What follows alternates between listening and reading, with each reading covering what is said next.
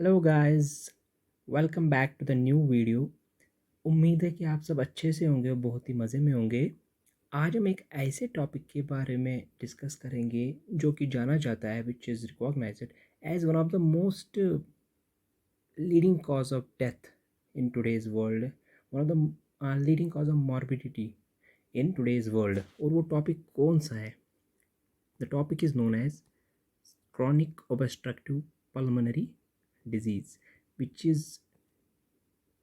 usually known as COPD in short term। और इसके बारे में एक ऐसी डिस्कशन करेंगे जिसके बाद आपको इसकी पैथोजेनेसिस समझ आएगी, इसकी पैथोलॉजी समझ आएगी, क्लिनिकल फीचर्स समझ आएगी कि किस तरह से सीओपीडी का पेशेंट हमारे पास आएगा, हम कैसे रिकॉग्नाइज करें, किस तरीके से डायग्नोसिस करें और हमें क्या अप्रोच जाना चाहिए पेशेंट की तरफ। अगर हमारे पास पेशेंट आता है ये डिजीज़ लेके तो हम किस तरीके से उसको मैनेज कर सकते हैं, किस तरीके से डायग्नोज कर सकते हैं, क्या प्रोसीजर्स होते हैं। सो इस वीडियो में आपको ये पता चल जाएगा। सो एज पर हमने डिस्कस किया कि सीओपीडी का फुल फॉर्म क्या कहते हैं हम। It is chronic obstructive pulmonary disease. और as the name suggest, name से हमें पता चलता है कि ये कौन सी डिजीज़ होगी। It is obstructive, it is an obstructive disease. और ये ऑब्स्ट्रक्टिव डिजीज़ किस चीज़ की होती है? These are the obstructive disease of our pulmonary system. और व्हाट हैपन्स, इस चीज़ से क्या होता है? These are characterized by increase in resistance. और रेजिस्टेंस किस चीज़ के लिए? रेजिस्टेंस किस चीज़ के लिए होता है? Resistance is for the air flow. जो हमारा एयर फ्लो है उसके खिलाफ इनक्रीज रेजिस्टेंस आती है। वो किस वजह से आती है? As the name suggested, due to some obstruction. ये ऑब्स्ट्रक्शन क्या हो सकता है? This can be partial, this can be complete, at any level, at any level from trachea और larger bronchi और to the terminal और respiratory bronchioles तक कोई भी partial obstruction होगी या कोई भी complete obstruction होगी जिसकी वजह से resistance increase होता है to the air flow। हमारा जो air flow है उसको काफ़ी मेहनत करनी पड़ती है। अगर हम easy words में बताएं, काफ़ी मेहनत करनी पड़ती है एयर फ्लो को जाने के लिए उन रास्तों से। वो रास्ते क्या होते हैं? यूजुअली तो हमारा जो एयर फ्लो, अगर हम कहेंगे एयरवे जो होता है हमारे बॉडी के अंदर, उसको हम अगर रास्ता बोलेंगे तो यूजुअली नॉर्मल होता है, आता यूजुअली नॉर्मली एयर फ्लो होता है। लेकिन इस चीज़ में क्या होता है? There is obstruction. आप समझो रास्ते में कुछ भी ऑब्स्ट्रक्शन आ गई तो क्या होगा? The traffic will not move. या अगर पार्शल आ गया इट विल मूव, बहुत आहिस्ता आहिस्ता मूव करेगा। अगर कंप्लीट आए तो रुक जाएगा बिल्कुल, ऐसी साफ लफ्ज़ों में। और अब इससे चीज़ से क्या होता है? ये किस इस चीज़ से क्या होता है? दीज आर कैरेक्टराइज बाई किससे? These are characterized by this COPD is characterized by, it is raised by persistent, it is raised by persistent symptoms। लेकिन symptoms भी किसके आते हैं? persistent symptoms which is respiratory symptoms and airflow limitations। There is airflow limitation to those partial or complete obstructions, airflow limitation। but एक main जो इसमें important याद रखना है, द फर्स्ट थिंग इज ये क्रॉनिक होता है। The disease is chronic, it can't be acute. अगर ये एक्यूट होगा तो हम इसको क्रॉनिक ऑब्स्ट्रक्टिव डिजीज तो कहेंगे ही नहीं। एक तो क्रॉनिक होता है, दूसरा ये ऑलमोस्ट हम कहेंगे, we can say almost usually these are irreversible, these disease are irreversible. तो ये इसकी तो कॉमन डेफिनेशन है। और अगर हम देखेंगे as per the Harrison's, usually as per the medicine, internal medicine by Harrison, it is recognized as the third leading cause of death, third leading cause of death as per the latest edition of Harrison। तो ये हो गया हमारा एक simple definition COPD क्या होता है और क्या चीज़ होती है। अब देखिए, आप देखिए इसमें ये तो एक डिजीज़ है लेकिन इसमें कुछ पर्टिकुलर डिजीज़ आते हैं। देखिए अगर हम ऑब्स्ट्रक्टिव डिजीज़ की बात करेंगे तो उसमें तो काफ़ी सारे आते हैं। जैसे कि उसमें एम्फेसीमा आता है, इनमें क्रोनिक ब्रोंकाइटिस आता है, एज़मा आता है, ब्रोंकिएक्टाइटिस आता है। बट यूजुअली जो सीओपीडी है, सीओपीडी दो डिजीज़ में COPD में 2 मेन डिजीजेस आर इंक्लूडेड. वो कौन से होते हैं? The 2 main diseases including in COPD, the first one is emphysema. The first one is emphysema, and the second one is chronic bronchitis. Main ये 2 disease है. these 2 ये कहलाती है chronic obstructive pulmonary disease. One is emphysema and the second one is chronic bronchitis. तो ये तो 2 types हो गई. these are the 2 types of diseases which are included in COPD. तो अब हम एक एक करके इन दोनों को डिस्कस करते हैं डिटेल के साथ, जिसके साथ आपको पता चलेगा कि एम्फेसीमा क्या होता है और क्रोनिक ब्रोंकाइटिस क्या होता है और ओवरऑल COPD क्या होता है, and further its management, diagnosis etcetera. So moving on to the first disease of the COPD which is emphysema. Mainly हम फोकस करेंगे कि डायग्नोसिस और अप्रोच द पेशेंट क्या होता है, मैनेजमेंट क्या होता है, जिसकी वजह से हमारा क्लिनिकल पोर्शन बहुत इजी बन जाता है. और क्लिनिकल पोर्शन के लिए हमें कंसेप्ट क्लियर होने चाहिए, क्योंकि अगर एग्ज़ाम में भी क्लिनिकल पैटर्न आते हैं, अगर कंसेप्ट क्लियर होगा तो अगर कोई भी क्वेश्चन किसी भी तरीके से एग्जामिनर किसी भी तरीके से वो डाल दे, कोई भी क्वेश्चन, कोई भी उसमें तोड़ फोड़ के कोई भी क्वेश्चन ला दे, लेकिन अगर कंसेप्ट क्लियर होगा तो हम एनी वे उसको क्वेश्चन का सही आंसर पकड़ ही लेंगे. So regarding with the first disease discussion, what is emphysema. Emphysema क्या होता है? एम्फेसीमा को यूजुअली कहते हैं हम, इट इज़ कैरेक्टराइज्ड बाय, इसमें क्या होता है, एम्फेसीमा में डिस्ट्रक्शन होती है. डिस्ट्रक्शन किस चीज़ की होती है? लंग एल्वियोलाई की. देखिए, ये टॉपिक पढ़ने के लिए तो बेसिकली फिजियोलॉजी क्लियर होनी चाहिए, फिजियोलॉजी का कंसेप्ट क्लियर होना चाहिए. Alveoli, the respiratory bronchioles, terminal bronchioles, everything related with this, ये आपको इस डिजीज़ के बारे में पहले से ही पता होना चाहिए. तो फिर आपको ये पोर्शन, ये वीडियो, ये पैथोलॉजी आपको समझ आएगी. फिजियोलॉजी के बगैर आपको मुश्किल होगी ये समझना. सो मैं आपको रिकमेंड करता हूँ कि फिजियोलॉजी पहले अच्छे से कंसेप्ट लंग फिजियोलॉजी क्लियर कीजिए, उसके बाद ये आपको बहुत इजी होगा. सो क्योंकि हम अभी फिजियोलॉजी नहीं जा सकते, वरना ये बहुत टाइम कंज्यूम करेगा. सो डिस्ट्रक्शन ऑफ लंग एल्वियोलाई की होती है. जब डिस्ट्रक्शन ऑफ लंग एल्वियो की होती है, इससे क्या होता है, there is an destruction of lung alveoli with air space जो होती है उनमें there is enlargement. There is enlargement of the air space. Usually it is also irreversible. The emphysema is also irreversible. क्या होता है, हमने कहा enlargement होती है. there is enlargement of air spaces because there is the destruction of lung alveoli. Lung alveoli destruction is, so that is dilation of air spaces. There is an enlargement of the air spaces. सो ये irreversible cause होता है. और देखिए, एक normal flow chart तो आपको पता ही होगा as per the physiology of the lung कि एक्चुअली होता क्या है. देयर इज़ एन कहाँ से चीज़ आती है, लैरिंक्स से आता है, then go to the trachea. There are then the trachea divides into two main bronchus. The two main bronchus further divides, then gives to the secondary bronchus, which further again divides into tertiary or segmental bronchi, which further divide into bronchioles. ये आप सबको पता ही है, physiology आप सब ने पढ़ी होगी, ब्रोंकियोल्स. और ये ब्रोंकियोल्स फर्दर डिवाइड करता है द आवर मेन पोर्शन जो हमारे इस डिजीज़ के साथ रिलेटेड है. Bronchioles gives broad to the, हम कहते हैं respiratory bronchioles. Respiratory bronchioles which further gives way to the, which is alveolus, yeah, alveolar duct, or we can say that alveolus also. देखिए क्या होता है, अगर हम सिर्फ रेस्पिरेटरी ब्रोंक्यूल से ले, these are respiratory bronchioles which further are into the alveolar sac or alveolar. This is the alveolar sac, this is the alveolar duct, this is the alveolus, or we can say where this is the acini. Acini is what?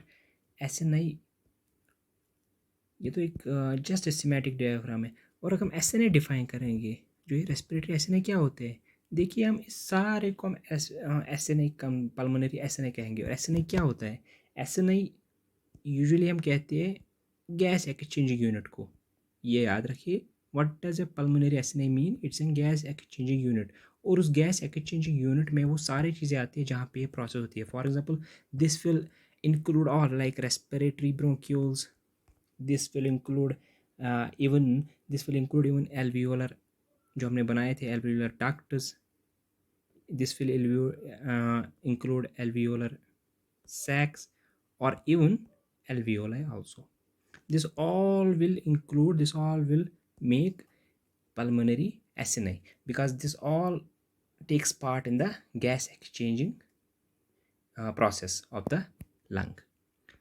अब देखिए जो ये एम्फेसीमा हमने पढ़ा, that's why हमने ये क्यों discuss किया एसएनए क्या होता है और ये प्रोसेस क्या होती है।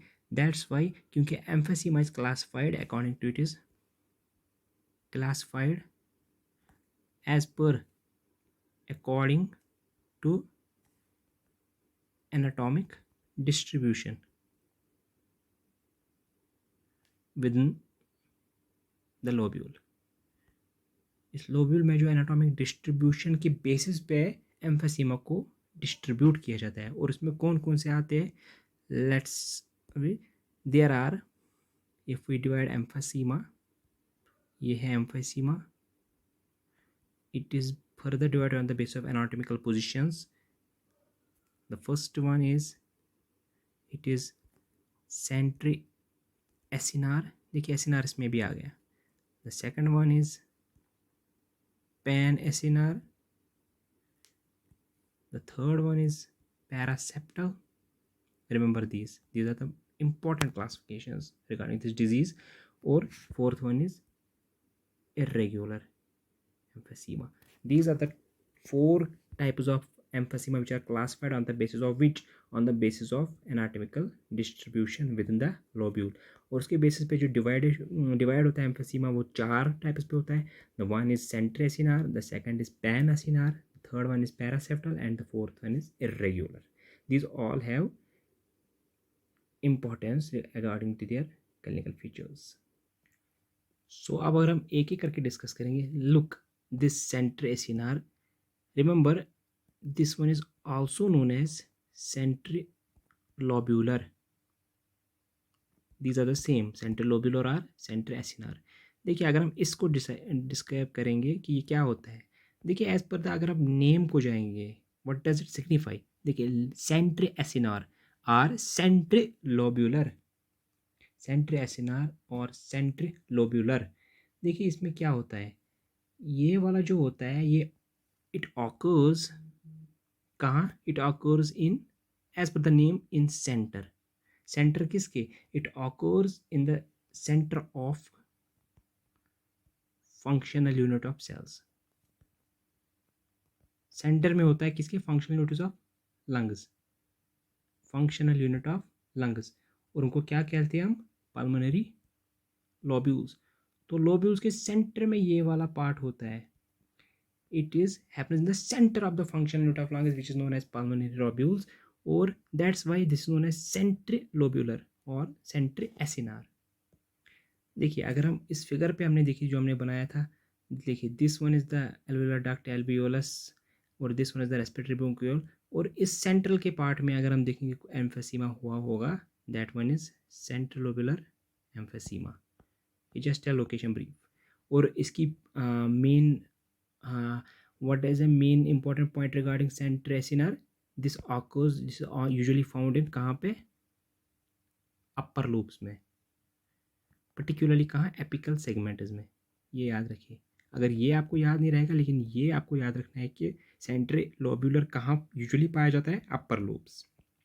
और किन में ज़्यादा पाया जाता है? किन में? ये वाला जो type of emphysema, this is associated, this is usually found इन, जो प्रिडोमिनेटली जो क्या होते हैं, heavy smokers, it is very much associated with heavy smoking. So that heavy smokers में कौन सा वाला मोर कॉमनली फाइंड करते हैं हम? That one is central lobular emphysema. The next one we will discuss is panacinar. देखिए pan name आपने सुना होगा, कहाँ कहाँ पे यूज होता है? When whole is included. देखिए the panacinar, pan acinar, और इसको भी हम कह सकते हैं, एसिनार को रिप्लेस कर सकते हैं एज लोब्यूलर, पैन लोब्यूलर। देखिए इसमें क्या होता है, इस वाले में द एसिनाई, जो हमने एसिनाई हमने बोला था कि क्या चीज़ें होती है एसिनाई, वो एनलार्ज होता है, इट गेट्स लार्ज, वो लार्ज होता है कहाँ से लेके? रेस्पिरेटरी ब्रोंक्यूल से लेके टू द टर्मिनल एल्वियोलाई, जो सारा जो उसमें इंक्लूड होता है। देखिए फॉर एग्जाम्पल अगर हम इस फिगर पे देखेंगे, आप ध्यान रखिए, ये तो हमने सेंट्रल बताया था, लेकिन अगर हम पैन एसिनार देखेंगे, that will include this whole uniformly enlarged, it will be uniformly enlarged। सारा जो है कि कहाँ से लेके, फ्रॉम कहाँ से लेके याद रखना है, from the level of respiratory bronchiole to the terminal तक भी सारा जो होगा, that is panlobular emphysema, which is panlobular emphysema. और हमने क्या डिस्कस किया था? सेंट्रल लोब्यूलर, देखिए central lobular in upper lobes, but pan SNR, remember, pan SNR, remember this one occur more commonly in, most common in lower zones। देखिए ये आ गया differentiating factor, this one was in upper lobes but this one is in lower zones. और एक इसकी देखिए, और एक इसका डिफरेंशिएटिंग फैक्टर है, lower zones the first one, here it was the upper lobes, but what was here? Central lobar के किसका एसोसिएटेड ज़्यादा? Heavy smokers. And this one will be associated with किसके साथ? It is commonly associated with alpha 1 antitrypsin deficiency. वो हम आगे चल के पढ़ेंगे, ये आपको पता होगा। सो ये होगी डिफरेंशिएटिंग फैक्टर, एक तो एनाटॉमिकल पोजीशन पे, दूसरा इनके कॉमन एसोसिएशंस के बेसिस पे। हमने अभी डिफरेंस कर दिया सेंट्रल लोबुलर और pan lobular. Here it was associating factor alpha 1 antitrypsin deficiency, here the associating factor was heavy smoking, here it was present in lower zones, here it is most commonly present in upper lobes. Anatomical position तो आपको already पता चल गया।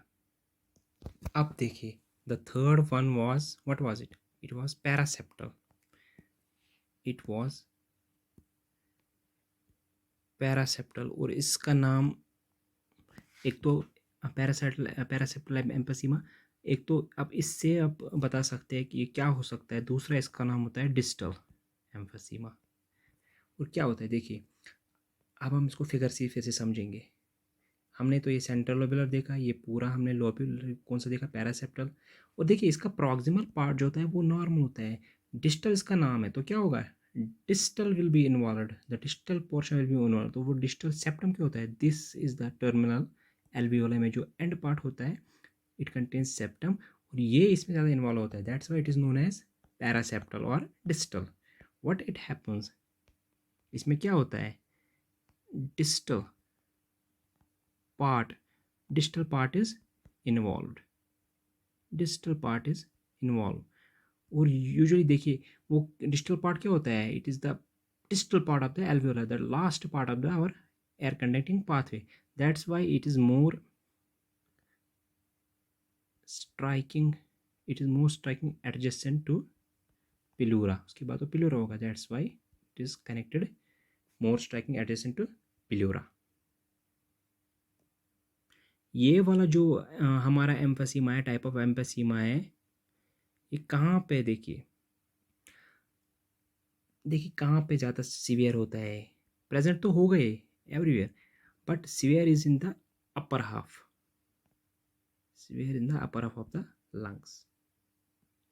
और last वाला जो हमने पढ़ा था, what was that? It was irregular, irregular emphysema. ये ज़्यादा उतना सिग्निफिकेंट नहीं है, क्लिनिकली सिग्निफिकेंट नहीं है, that's why it is not much that much important. तो लेकिन ये होता क्या है, this one is irregular as a name suggested, it is acinus.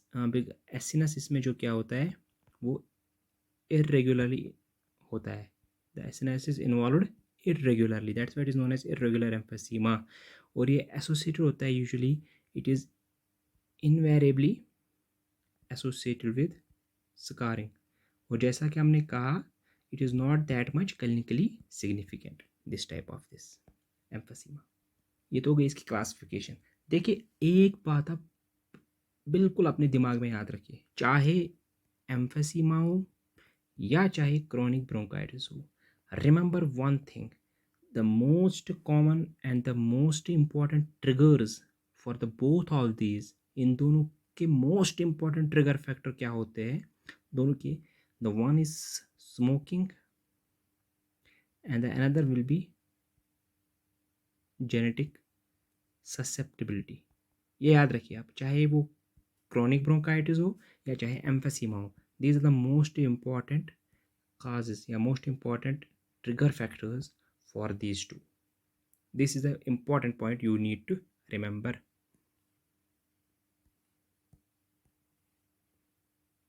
अब देखिए, अगर हम if we see now look with the pathogenesis of emphysema, you need to be conceptually cleared, जिसकी वजह से आप फिर कोई भी क्लिनिकल केस, कोई भी क्वेश्चन हो, कोई भी प्रॉब्लमेटिक सिचुएशन हो, केस हो, you can easily solve that. Concept strong होना चाहिए सो दैट आप कहीं पे भी डिस्कशन में खड़े उतर सकते हो, कहीं पे भी क्लिनिकल केस में यू कैन जज इट राइट।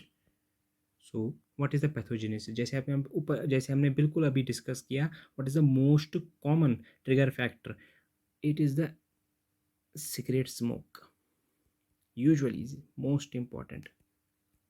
बाकी भी है, we are not saying that only, लेकिन the most important factor is cigarette smoking. और बाकी जब आते हैं अदर पार्टिकल्स जो भी होते हैं, वो क्या होता है, उनकी वजह से क्या होता है, चाहे वो केमिकल फ्यूम्स हो या कुछ और हो, या कोई भी केमिकल गैस हो, कुछ भी हो जो इरिटेटिंग हो, टॉक्सिक हो टू द लंग्स। सबसे इम्पोर्टेंट जैसे हमने देखा स्मोकिंग, वो क्या करते हैं, दे कॉज लंग डैमेज, और इसकी वजह से दे कॉज इन्फ्लेमेशन। और व्हेन दीज टू हैपन्स, देखिए आपने पढ़ा होगा कि इन्फ्लेमेशन होता है, क्या होता है उसकी वजह से डिस्ट्रक्शन ऑफ द टिश्यू होती है, डिस्ट्रक्शन होती है। और डिस्ट्रक्शन क्या होती है, हमने देखा था वो डिस्ट्रक्शन ही एम्फीसीमा होती है। और that can cause many other disorder like bronchitis भी वैसी होता है। What is bronchitis, it is inflammation also. So देखिए, देयर आर फैक्टर्स, फैक्टर्स कौन होते हैं जो इन्फ्लुएंस, जिसकी वजह से डेवलपमेंट होती है एम्फीसीमा की, उसमें हम डिस्कस करेंगे what are those factors influencing emphysema, कौन कौन से होते हैं। The first one is when there was inflammation, there are inflammatory mediators. This is one factor which influence the emphysema. क्या होता है इन्फ्लेमेटरी मीडिएटर से, क्या होता है, देखिए इन्फ्लेमेटरी मीडिएटर्स क्या हो गया, कोई भी नॉक्शियस स्टिमुलाई था, कोई भी पार्टिकल थे, टॉक्सिक पार्टिकल्स थे, या सिगरेट स्मोक था, जिसकी वजह से लंग डैमेज हो और इन्फ्लेमेशन हो गया।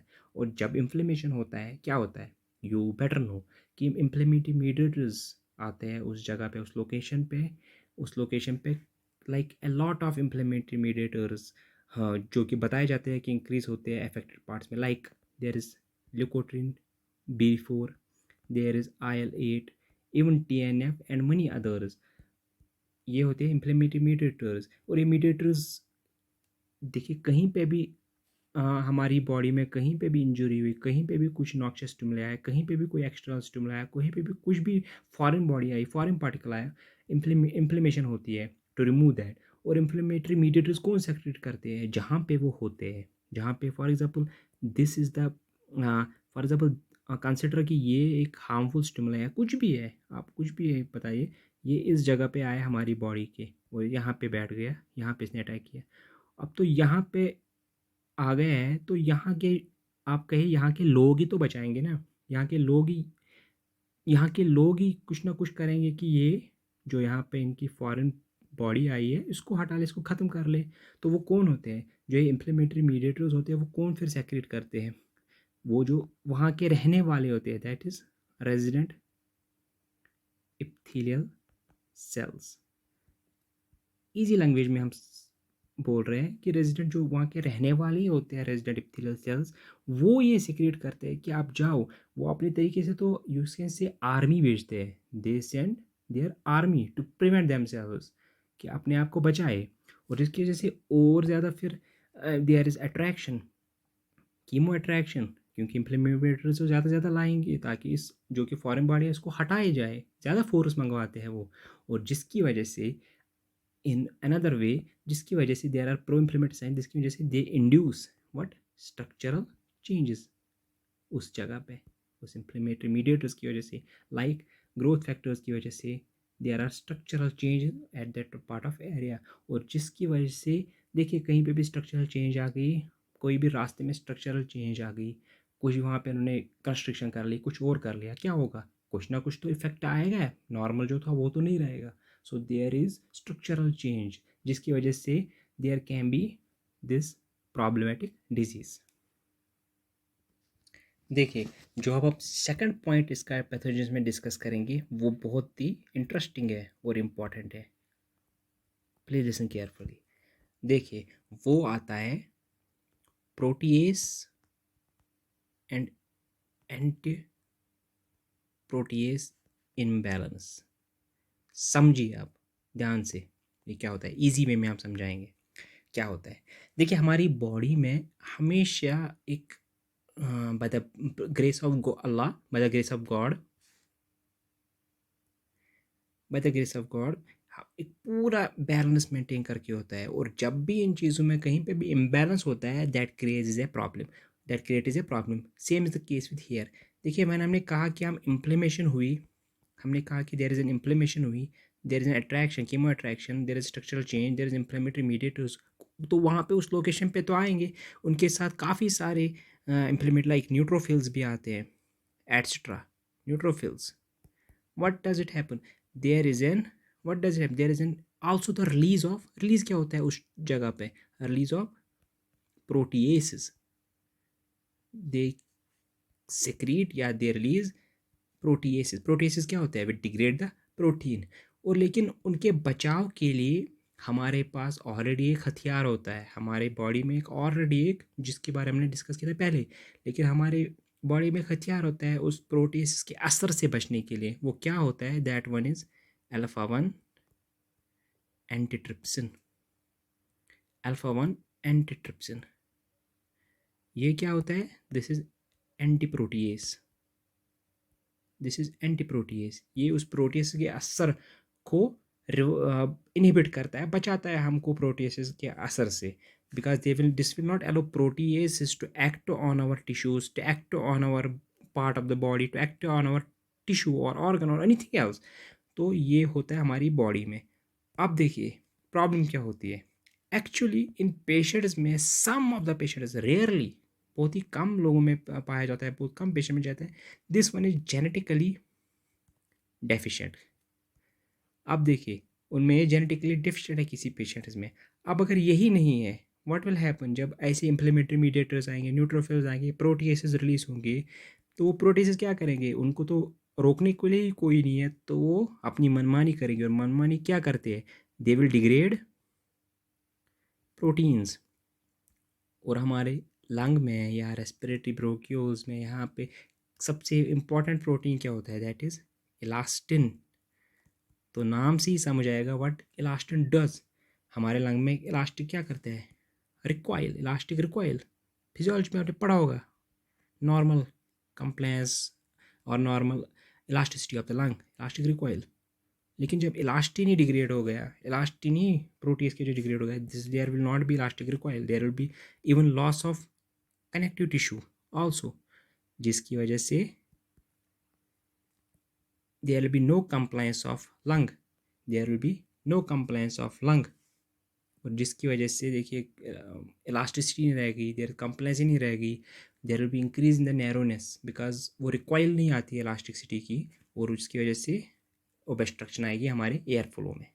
ये one of the main cause है। और इसी की वजह से हमने कहा था कि आप याद कीजिए कि कौन सा टाइप ऑफ एम्फेसीमा हमने रिलेट किया था which is related to this alpha 1 antitrypsin. It was pan acinar और पैन लोबुलर। सो ये था second. Let us move quickly to the third point. The one is oxidative stress. और ये oxidative stress किससे होता है? ये भी डिपेंड करता है जो भी हमने कहा था inflammation inflammatory mediators, because they also secrete some oxidants. और ऑक्सीडेंट से बचने के लिए हमारे पास वैसे तो एंटीऑक्सीडेंट होते हैं, लेकिन जब ओवरकम हो जाए this can further these oxidants can further cause more tissue damage. These can further cause tissue damage, which can for tissue damage, even inflammation, which can cause the again the destruction of those the problematic disease. Or in some cases infection can play a role. It cannot these don't play a role initiation में. Initiation of destruction किसका? Destruction of tissue. They play no role in this. इसमें ये role नहीं करते, but they can may exacerbate the already inflammation present. जो already वहाँ पे inflammation है, ये इन्फेक्शन इसको हाइपर कर सकते हैं. They can exacerbate the already present inflammation. जो हमने कहा था, रिमेंबर दिस, कि हमने कहा था इलास्टिसिटी लूज होती है. जब इलास्टिसिटी लूज होती है this can cause bronchioles to collapse, because हम एक्सपिरेशन के टाइम इलास्टिक रिकॉइल की ज़रूरत होती है, मेंटेनेंस ऑफ इलास्टिसिटी होती है, तो that will collapse during expiration. That's why it can cause obstructive diseases. Remember this point. और भी कुछ काजेज है that can be present, that can have some like small airway, that can cause small airway obstruction. वो अलग चीज़ है. For example किस चीज़ की होता है? जो हमारे में प्रेजेंट होता है गॉबलेट सेल, उसका हाइपरप्लेसिया. गॉबलेट सेल तो सेक्रीशन करते हैं. जब उनका हाइपरप्लेसिया हो गया, what will cause? There will be excessive mucus plugging that can cause obstruction. these are some of the causes. और देयर में बी थिकनिंग किसकी? Thickening of the bronchial wall. किसकी वजह से? There can be hypertrophy of smooth muscle in the bronchial wall, smooth muscle of the bronchial wall hypertrophy. This can cause again narrowness, again obstruction. These are some of the rare causes. There are some of the associated causes that can be present. This was the pathogens. I hope आपको pathogens अच्छे से समझ आया हो कि एम्फेसिमा किस किस चीज़ों से होते हैं मेनली. अब देखिए हम पॉइंट पे आते हैं कि इसका क्लिनिकल कोर्स क्या होता है. What is the clinical course of और एम्फेसिमा का क्या क्लिनिकल कोर्स होता है? देखिए सिम्टम्स यूजुअली आप कहे there is no early symptoms. Initially no symptoms. क्यों? देखिए ये एक प्रोग्रेशन में there is destruction of alveolus और रेस्पिरेटरी एल्वियोलाई, लेकिन तब तक के लिए there are functioning pulmonary parenchyma is usually it is working. लेकिन कब सिम्टम दिखाएगा? सिम्टम कब दिखाएगा? जब ये टॉलरेट नहीं कर पाएगा. वो टॉलरेट कब नहीं कर पाएगा? जब एटलीस्ट 1/3 जो हमारे फंक्शनिंग पल्मोनरी पैरेंकाइमा है वो डैमेज ना हो जाए. जब तक 1/3 at least, this is general basic point, कि जब तक 1/3 of our functional pulmonary parenchyma is not damaged, तब तक ये यूजुअली एम्फेसिमा सिम्टम नहीं दिखाता. तब तक ये काम करते रहते. तब तक वो जो छोटा मोटा हुआ होगा वो यूजुअली दिखता नहीं है. लेकिन जब वो पूरा हो जाता है तब कोई चारा नहीं रहता, तब जाके सिम्टम्स दिखते हैं. और सिम्टम्स क्या होते हैं? सबसे पहले देखिए ओब्स्ट्रक्शन आ गई. सबसे पहले हमारे एयर फ्लो में ओब्स्ट्रक्शन आ गई. ओब्स्ट्रक्शन से क्या होगा? कॉमन है, ये आप कॉमन सेंस से बता सकते हैं. There is dyspnoea. There can be dyspnoea. सबसे पहले आता है. Usually appears first. और there can be in some patients cough और मेन there can be wheezing. Most importantly, wheezing in my present because there is obstruction, there is narrowness in the airflow that can cause wheezing. Wheezing is a sound which usually caused किससे cause होता है जब narrow bronchiole, जब narrow in airways से हम forcefully inspire करते हैं और एक्सपायर करते हैं, उसकी वजह से वो साउंड आती है बिकॉज दैट इज देयर, वहाँ पे ऑब्स्ट्रक्शन होती है, नैरोनेस होती है, उसको कहते हैं हम wheezing. There may be present expectoration, mucus production, there can be present. Even ये तो ज़्यादा ही होगा when there is associated bronchitis. Weight loss can be present. Weight loss is common. Even there is impaired expiratory airflow. और हमने क्यों expiratory ज़्यादा कहा था, बिकॉज हमने कहा था कि there may be sometimes present alpha 1 antitrypsin deficiency, जिसकी वजह से इलास्टिसिटी, इलास्टिक रिकॉइल लूज होता है, जिसकी वजह से एक्सपिरेटरी कोलैप्स होता है उस टाइम पे. That's why there is usually impaired expiratory air flow. There is you also low diffusion capacity. Diffusion capacity is low. ये तो आपको डिस्कस करने की ज़रूरत नहीं है, डिस्क्राइब करने की ज़रूरत नहीं, बिकॉज आपको ये कॉमनली समझ आया होगा, कॉमन सेंस है. There is low. जो हमारे ब्लड गैस वैल्यूज़ हैं वो भी लो रहेंगे because there is no proper exchange of gases, it will be also low. Patient usually over ventilate. क्या करते हैं over ventilate? Because they try to compensate by over ventilation. अब देखिए treatment modalities, हम ट्रीटमेंट फिर से एक बार अप्रोच में डिस्कस करेंगे, लेकिन एक ब्रीफ में हम क्या करेंगे, ब्रीफ में we usually give advice in the lifestyle like smoking cessation. Even we can give oxygen therapy. We will discuss this, हमें डिस्कस करेंगे अप्रोच में, मैनेजमेंट में. Oxygen therapy we use, even we use LABA drugs. What are LABA? These are long acting bronchodilators or corticosteroids which are used inhalation. Sprays में करते हैं, inhalation में use करते हैं, जिसकी वजह से because corticosteroids are having a great potency, they are potent in reducing inflammation. We can ask patient for physical therapy or even there is surgical management also, bullectomy.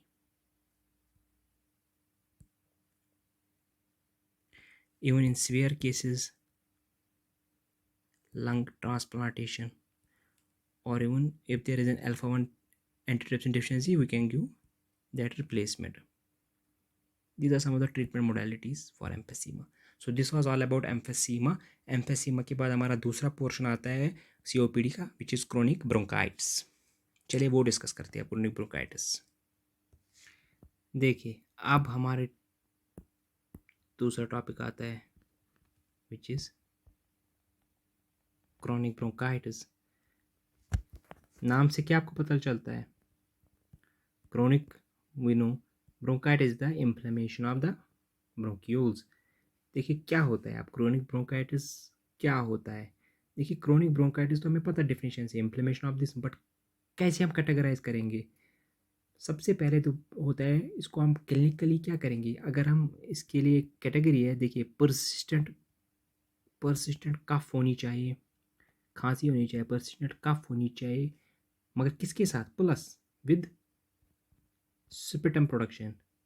Bronchitis में sputum production होती है, there is a sputum production, persistent cough होती है with sputum production. कितने time के लिए? Must be at least for 3 months.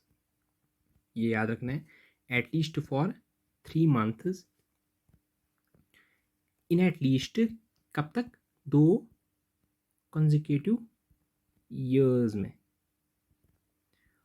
और उसमें तब तक एब्सेंस होगा अदर कॉज आइडेंटिफिएबल कॉज. क्या होता है, हम किस चीज़ को कहेंगे क्रोनिक ब्रोंकाइटिस? देखिए पेशेंट आएगा, आप कैसे इसको डायग्नोज करेंगे कि क्रोनिक ब्रोंकाइटिस है, कैसे आप इसको डिफाइन करोगे? देखिए क्रोनिक ब्रोंकाइटिस हमें पता है, bronchitis is the inflammation of the bronchioles extra, वो जो हमें पता है। लेकिन कैसे कैटेगराइज करेंगे? देखिए एक तो परसिस्टेंट कफ होना चाहिए, कंटिन्यू कफ होनी चाहिए इस पेशेंट को, उसके साथ कफ के साथ स्पिटम प्रोडक्शन होनी चाहिए। कब तक? एटलीस्ट 3 महीने तक ये प्रोसेस कंटिन्यू होनी चाहिए, कफ होनी चाहिए, स्पिटम प्रोडक्शन होनी चाहिए 3 मंथ तक। और क्या ड्यूरेशन रहेगी ये 3 महीने? एटलीस्ट 2 कंजिक्यूटिव ईयर्स में ये होना चाहिए, तब हम इसको कहेंगे दैट्स वन इज क्रोनिक। देखिए remember, remember this is chronic. Another one is acute bronchitis. Acute bronchitis इसमें नहीं आता है, so this one you should remember, acute bronchitis is not a part of the COPD because acute bronchitis is a very sudden onset. This may be viral even also or bacterial also, so this is not included in this. This one is the category to diagnose this. You should remember this, the time duration, the main symptom. So this is the chronic bronchitis. इसको पढ़ने में, इसको समझने में आपको अब ज़्यादा problem नहीं हुई, because we have already studied emphysema in a great detail. और किन में कॉमन होता है क्रोनिक ब्रोंकाइटिस? जो होता है chronic bronchitis, it is more common in जो हैवी स्मोकर्स होते हैं, हैवी स्मोकर्स, उनमें ये बहुत कॉमन होता है। और सबसे बड़ी बात और सबसे इम्पोर्टेंट पॉइंट, जब भी इस तरीके के पेशेंट आते हैं, सबसे पहला क्वेश्चन जो होता है we ask to them, we have to, history तो हम लेते ही लेते हैं because it is a important part of our clinical practice. But सबसे बड़ी, सबसे इम्पॉर्टेंट बात, सबसे मोस्ट प्रायोरिटी वाली इसको कहते हैं हम, the whether the patient is smoker और नॉट। ये सबसे इम्पोर्टेंट क्वेश्चन है जो कि आपको पूछना ही पूछना है अगर ऐसे केसेस में पेशेंट आपके पास आए। सबसे पहला क्वेश्चन क्या करना है कि आर यू स्मोकर और not? This one is the main question we had to ask in those type of cases. और जैसे भी हमने डिस्कस किया था ऑलरेडी, आपको ये इजीली समझ आ ही जाएगा, बिकॉज काज क्या होता है, द प्राइमरी और इनिशिएटिंग फैक्टर जो होता है क्रोनिक ब्रोंकाइटिस, वो क्या होता है? एक्सपोजर। एक्सपोजर किसका होता है? इरिटेटिंग, इरिटेटिंग सब्सटेंस का, जो कि इनहेल होता है, इरिटेटिंग सब्सटेंस का। That can be smoking, that can B dust from grain, that can B cotton, that can be silica, etc. It can contain a lot of things, but these are the main. So what will happen? Even in this there is an mucus hypersecretion. In the pathogenesis we are saying that there is a mucus hypersecretion. This is then when there is a mucus hype, that's why there is the production, subtem production. ये क्या होता है? This one is the earliest feature. Mucus hypersecretion is the earliest feature of chronic bronchitis. There is a hypersecretion of the mucus in large airways. There is an hypersecretion of the mucus because there is an associated hypertrophy of the mucosal glands, because there is an associated hypertrophy of submucosal glands, जिसकी वजह से increase secretion of mucus होता है। That's why we are seeing chronic bronchitis में तो production of sputum होती है commonly, बहुत कॉमन। Patient comes with the production of sputum along with the persistent cough. Even in this pathogenesis there is an marked response, marked presence of inflammation। और ये हमने already discuss किया इसके में क्या क्या होते हैं। इन्फ्लेमेटरी मीडिएटर्स लाइक फिब्रोसिस होती है, उसके बाद they can cause chronic airway obstruction, inflammatory response, neutrophils, lymphocytes, ये हमने ऑलरेडी डिस्कस किया। और इवन इन्फेक्शंस भी, जैसे हमने कहा था कि they are not initiate the chronic bronchitis but they can exacerbate, ये हमने एम्फेसीमा भी पढ़ा था। So remember this are the pathogens for this. देखिए क्लिनिकल फीचर्स अगर हम इसके डिस्कस करें, वो हमने ऑलरेडी अभी डिफिनीशन में बताया था। What does it happen? There is persistent cough, already हमने डिस्कस किया था। परसिस्टेंट कफ प्लस क्या? Sparse sputum production, sputum production for a long time, almost जैसे हमने कहा था 3 महीने तक, 3 मंथ्स तक, 2 consecutive years में। देयर कैन बी प्रेजेंट जब COPD होता है, ओबस्ट्रक्शन होती है, there can be dyspnoea also, मैंने कहा था ऑलरेडी स्टार्टिंग में, हमने कहा था कि इनके यूजुअली मैच होते हैं. There can be dyspnoea, there can be hypercapnia in the patient, even hypoxemia. That's why we give supplemental oxygen. Mild cyanosis because there is a decreased oxygen level due to the obstruction.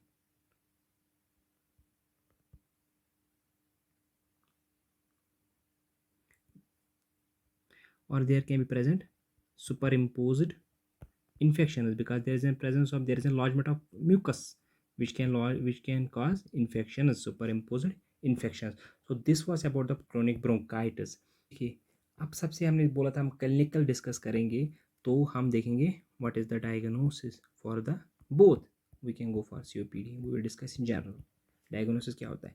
और remember, जब भी ओबस्ट्रक्टिव restrictive cases आते हैं, even की in the whole lung almost these obstructive restrictive cases, आपको सबसे important diagnostic feature, diagnostic modality याद रखनी है और वो आपको फिजियोलॉजी में क्लियर करनी है. वो हम यहाँ पे डिस्कस नहीं करेंगे, वो आपको फिजियोलॉजी में पता होनी चाहिए. आप फिजियोलॉजी में एक बार फिर से रिवाइज कर सकते हो. That is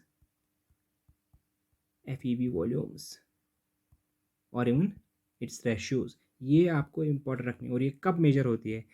the modality of choice is spirometry और स्पायरोमेट्री. और इससे पहले क्या होता है, जब पेशेंट आपके पास आता है, ये छोड़िए अभी, ये तो बाद में होता है. जब सबसे पहले पेशेंट आपके पास आता है, व्हाट डज ही डू? वो कंप्लेंट्स के साथ आता है. तो आपको सबसे पहले क्या करना है? We take history of the patient. History is very important in our clinical practice. History आपको लेनी ही लेनी पड़ेगी. तो द मोस्ट कॉमन सिम्टम्स हमने कहा था COPD में आते हैं. Most common symptoms, these are cough, sputum production, and exertional dyspnea. These are the three main most common symptoms the patient हमारे पास आता है. या तो वो कफ के पास आता है, कफ के साथ आता है, स्पिटम प्रोडक्शन के साथ और एक्सर्शनल डिस्पनिया के साथ. देखिए, हिस्ट्री में आपको क्या पूछना है, जैसे हमने डिस्कस किया था. हिस्ट्री में आप पेशेंट से पूछते हैं स्मोकिंग स्टेटस, हिस्ट्री में पूछते हैं, ये तो आपको जनरल पता होगा. हम बस एज पूछते हैं, स्टेटस पूछते हैं, वर्क इवन की हम पूछते हैं ऑक्यूपेशन क्या है, because related to occupation may be they he or she वो काम करता होगा वहाँ जगह पे जहाँ पे टॉक्सिक गैसेस आते हैं, may be this can be a cause.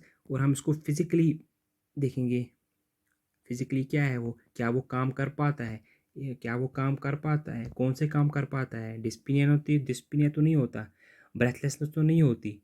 ये हम अब एक एक थोरो एग्जामिनेशन करनी है क्लिनिकल हिस्ट्री में पूछने के टाइम, कि उसको पूछना है कि काम करने के टाइम तो कुछ नहीं होता है, ब्रेथलेस तो नहीं होती है, जब तुम सीढ़ियाँ चढ़ते हो, जब तुम स्टेयर पे चढ़ते हो, जब तुम शॉपिंग कार्ट चलाते हो, जब तुम कुछ काम करते हो अपने आर्म्स से काम करते हो, shoulder above shoulder even, because there is an increased that time increased ventilation above shoulders. तब क्या होता है, तब तो कोई प्रॉब्लम नहीं आती. This is the thorough examination. Then we move to our, हम फिजिकल एग्जामिनेशन करते हैं, जो कि हम as a clinical practice physical examination करते हैं. एग्जामिनेशन में हम क्या फाइंड करते हैं? सबसे पहले the patient is in those patient we are talking about COPD patients, क्या फाइंड करते हैं? Usually smoking, order smoking. Even physical examination में we will find wheezing, even most commonly expiratory wheezing. When you auscultate the patient, we will find wheezing in those.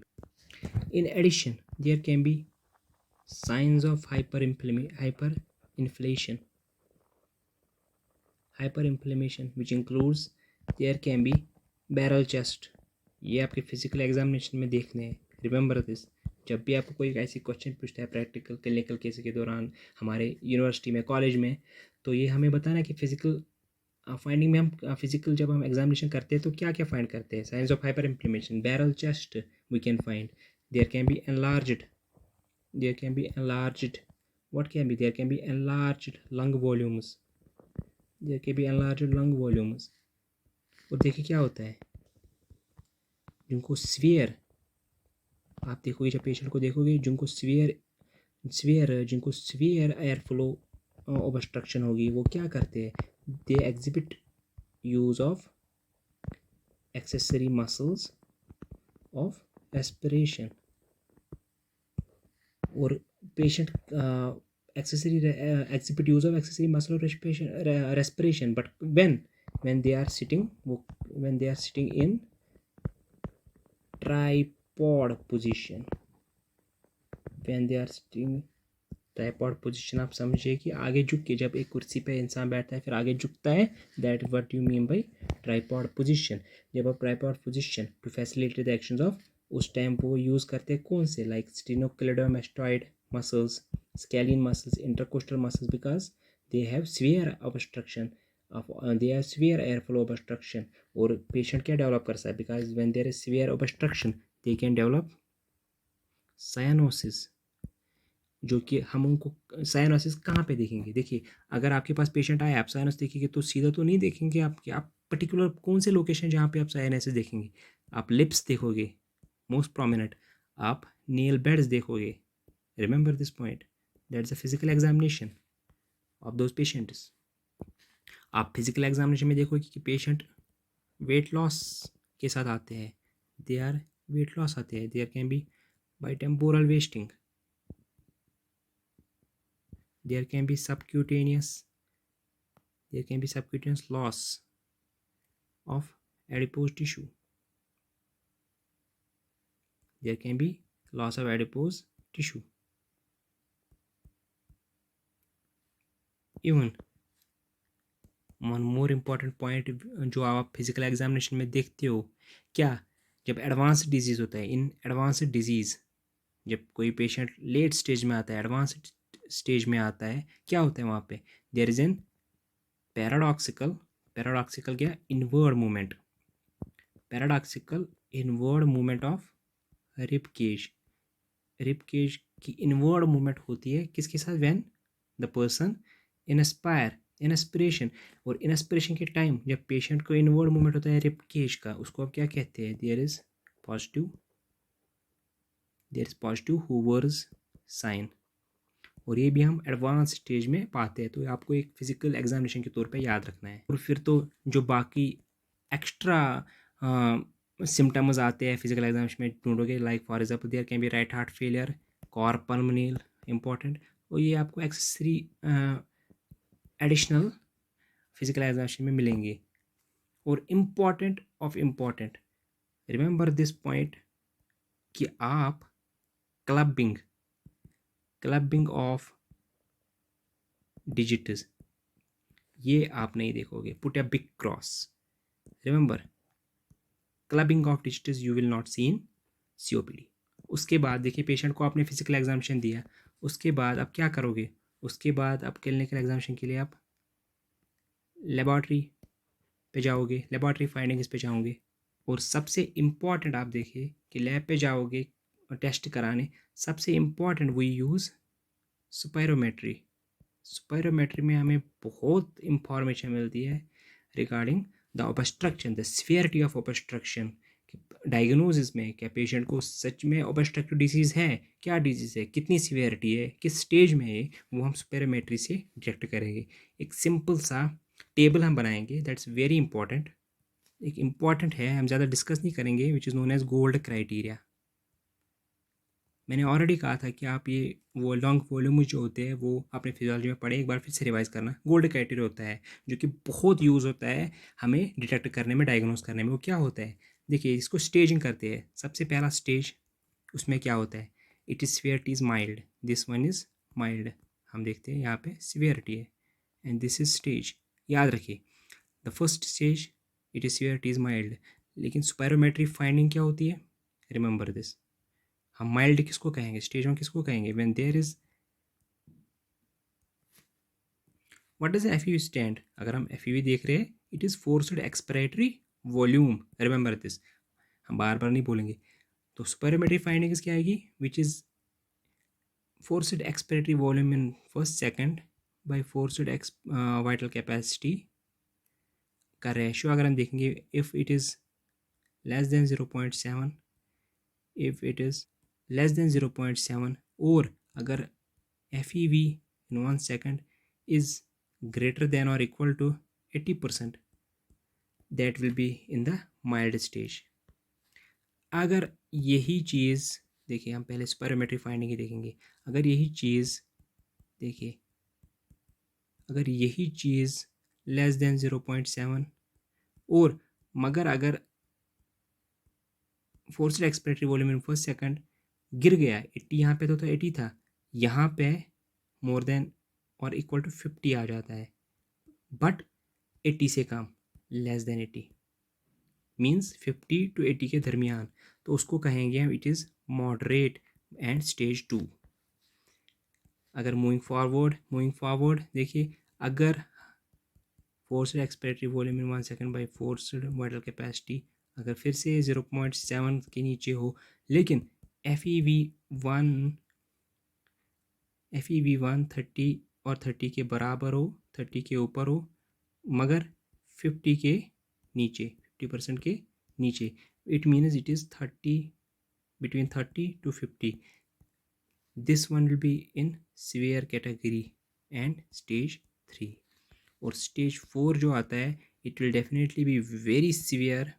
ये staging होती है, you have to as a clinical practitioner, ये staging से आप पता कर सकते हैं, जब आप स्पायरोमेट्री करोगे पेशेंट को, इनमें से जो भी वैल्यू आएगा यू कैन डायग्नोज की सीवियरिटी क्या है, COPD पेशेंट की सीवियरिटी क्या है, अकॉर्डिंगली आप ट्रीट कर दोगे।